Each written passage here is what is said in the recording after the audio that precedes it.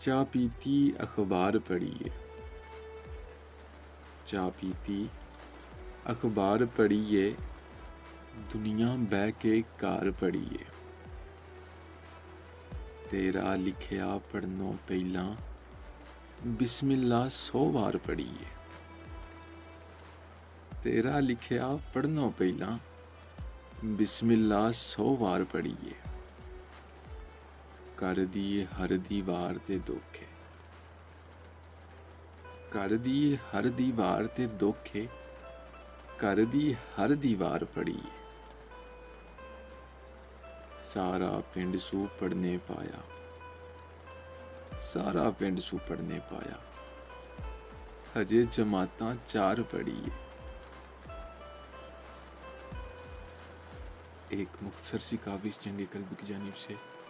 अगर आप लोगों को पसंद आई हो तो हमारा YouTube चैनल ज़रूर सब्सक्राइब करें।